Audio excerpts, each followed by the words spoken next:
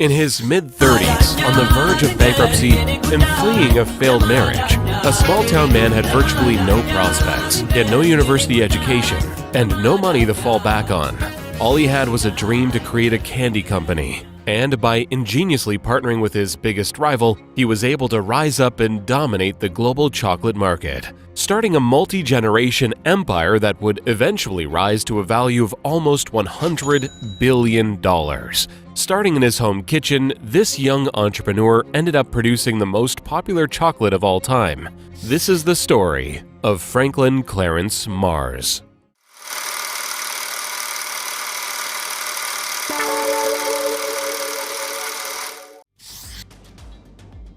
Franklin Clarence Mars was born in the small town of Hancock, Minnesota, in 1883. His father worked in a nearby cereal grain factory, and it was his mother who would put him on the path to later success. Franklin was confined to the house after contracting polio, and was forced to spend much of his time inside the house. To help pass the time, his mother taught him how to make candy.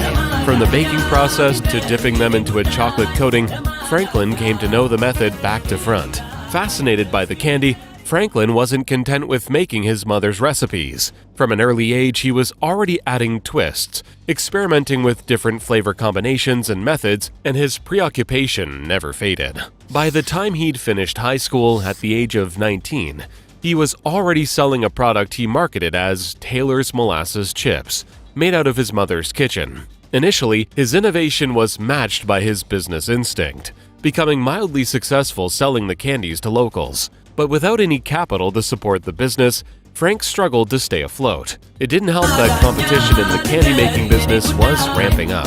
The Hershey Company had been established a decade earlier and was expanding out of Pennsylvania to become a nationally recognized chocolate brand. A few years later, he was working as a salesman. Married, he had a newborn son to support.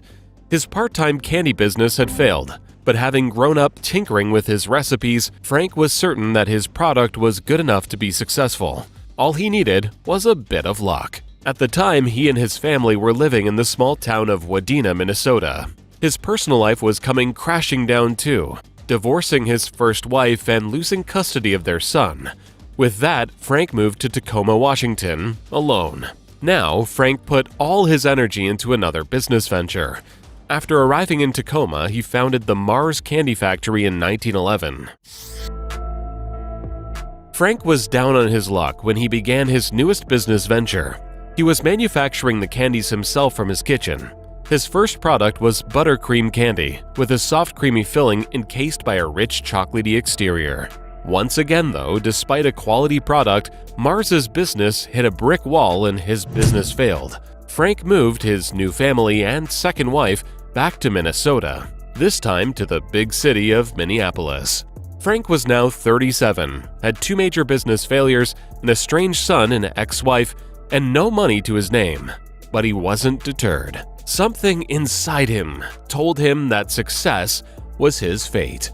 Candy was in his blood, and there was nothing he knew better. So once again, he set up a business. This time, it was named Marobar Co. The first couple of years were unsuccessful, with the flagship candy, the Marobar, cracking under transport, which didn't help with success. But this is when he would have his first successful product.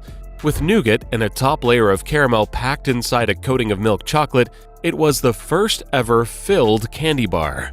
Frank took inspiration from the popular malt milkshake and the combination of flavors, which is what gave it the name Milky Way. Just as he had envisioned, Frank's lifetime of refinement was finally ready to pay off. It was the Milky Way bar that launched Frank's operation onto the national market. The Milky Way became a goldmine for Frank, who had been digging for decades. Selling for 5 cents apiece, Frank's company made $69,000 in 1923, the first year of operation.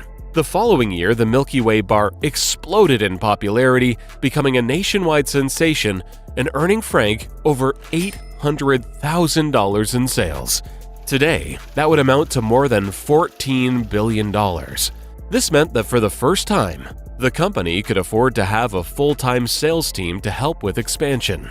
He He trademarked the name Milky Way as the company's flagship product that gave him a firm grip over the American candy industry. Without enough supply for keeping up with the demand, Frank was using Hershey's chocolate for coating, becoming their biggest customer. This was a partnership that would extend through multiple generations and help both companies achieve worldwide success. But there was another partnership waiting to be mended in Frank's life, and doing so would ensure Mars would reach its full potential. The business was booming at the company, which became incorporated as Mars Inc. It was now time for the business and personal life of Frank Mars to merge. For almost 3 decades, he had been estranged from his first son, Forrest Edward Mars, only visiting him sparingly over the years. Frank lived with his second wife Ethel and their daughter Patricia. While his father was building up his chocolate empire, his long-lost son Forrest had been raised in Canada by his grandparents on his mother's side. He went on to excel in school, moving back to the United States and studying at the University of California and then Yale University, graduating with top marks and a degree in industrial engineering. But like his father, Forrest's true drive was for business. After completing his degree, Forrest was invited to work with his father at the Mars Company full-time. Together, they developed some of their most well-known candies. The first was made up of a soft, sticky mixture of nougat, peanuts, and caramel, coated in milk chocolate. Looking for a name for the concoction, the Mars father and son team took it from their favorite horse. Its name, Snickers. Like the Milky Way bar, Snickers went on to almost immediate success. It was seen as a direct response to Hershey's Mr. Good bar, which was filled with roasted peanuts. But Mars didn't stop there. Just a couple of years later, the company released the Three Musketeers bar, this time encasing a light whipped nougat inside their chocolate. But after great success, Frank and his long-estranged son Forrest began butting heads. Frank didn't have a university education background. Instead, he had tried and failed many times, pulling himself up again and again to eventually achieve success. But that drive had now faded. It was now Forrest who wanted to push the limits of the business, while Frank erred on the side of conservation. Forrest had a global vision for the company to expand internationally and become a true empire, while Frank wanted to remain focused on the American market. Forrest continued to experiment with different products as his father once did. Their conflict couldn't be resolved, and Frank paid out Forrest to leave the company. While away from Mars, Forrest struck up an unlikely partnership that may have saved the company. In 1932, Forrest moved to England, working for prestigious European chocolate brands like Tobler and Nestle. With global experience under his belt, Forrest launched Mars Limited in England. The Mars bar was actually first made in England, each individually handcrafted in the small town of Slough. For the first time in its history, more than 3 decades after Frank Clarence Mars founded the company, it was his son Forrest that created the soon-to-be globally recognized Mars bar. He wanted to make his own mark with a unique candy, just as his father did with the Milky Way bar. The Mars bar was one of the few chocolate bars allowed to continue being produced during wartime, becoming a favorite for soldiers. Together with their competitor, Hershey's, Mars bar and M&Ms were sent out to Americans on the front lines. And once the war finished, the candy bar market exploded, putting the now famous Mars bar into public hands. Frank Clarence Mars had been enjoying the fruits of his labor, living on a quiet farm in Tennessee. Located nearby the factory of the Milky Way factory that earned his fortune, Frank was accompanied by his beloved horses. He built a racing track and 30 barns, where he and his second wife Ethel raised a number of several racehorses. Locals referred to the property as Milky Way Farm and became a mainstay of the local economy.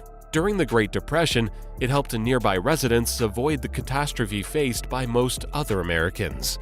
After only a few years of enjoying his luxurious manor, though, in 1935, Franklin C. Mars died from a heart condition.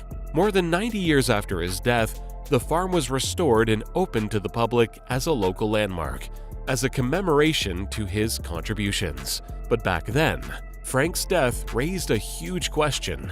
With the patriarch gone, who would be left to run the American candy titan. Frank's wife and half-brother briefly took over the business, but Forrest's fate beckoned him to return back to the United States and take over the business.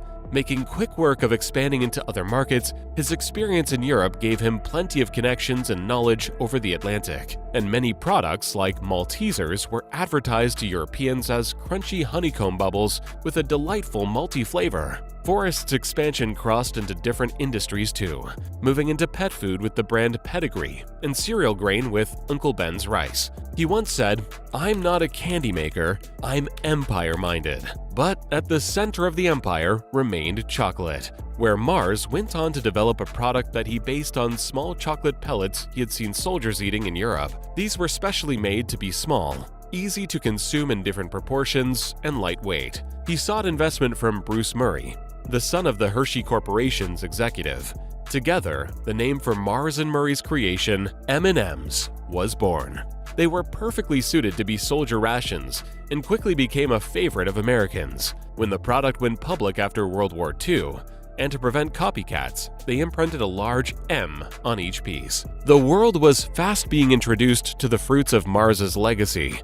Both Forrest and Frank committed their lives to candy and developing their own unique products. For this reason, the business kept a tight lid on the ingredients, recipe, and manufacturing process of all its products.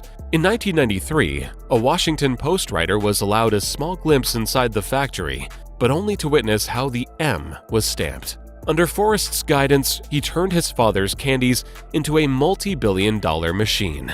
Mars released dozens of products with different products including Skittles, Starburst, and Munch, ensuring that every confectionery aisle in the world is stocked with the company's products and that the Mars legacy is continued. And since the death of Forrest Mars in 1999, the company has remained in the Mars family. Left to Forrest Edward Mars Jr., true to the company's commitment to secrecy, Forrest's death was never officially announced, and they have refused to comment on the matter since. In 2022, Mars had $45 billion in revenue, which is more than Coca-Cola. They employ 130,000 people who call themselves Martians. It now has more than 50 brands to its name, including Twix, Wrigley's Gum, Master Foods, Dolmio, and Whiskas. Their expansion into new fields like healthcare, pet care, and even scientific research has ensured that the company continues to grow and remain competitive. Their products are produced in 60 countries and available in over 200, making Mars one of the most famous candy brands on the planet. M&M's became the first candy in space when they were taken by NASA aboard the Space Shuttle launch in 1981. And they were planned to be featured in the blockbuster E.T., but Mars didn't want to be associated with a strange alien being. Since its inception over 90 years ago, over 30 billion Mars bars have been sold globally. Today, more than 3 million are produced every 24 hours. Out of the top 10 most popular chocolate bars in the world, 5 of them are made by Mars, topping the list with Snickers. And the empire would have never emerged were it not for the resilience, perseverance, and passion of Franklin Clarence Mars. Far from a man of privilege, Frank failed several times before finding success, but his confidence in his own product and his own abilities eventually conquered these obstacles. Each time, he gambled on himself, and it paid off, securing the financial safety of his descendants for generations. As he outgrew the business and into retirement, he passed the torch to his son. The Mars family is now worth an estimated $94 billion, and the third richest in America. Frank Clarence Mars survived 3 failed businesses and still bounced back into the industry. His products began in his home kitchen in Tacoma, Washington, rooted in the knowledge his mother handed down during his youth.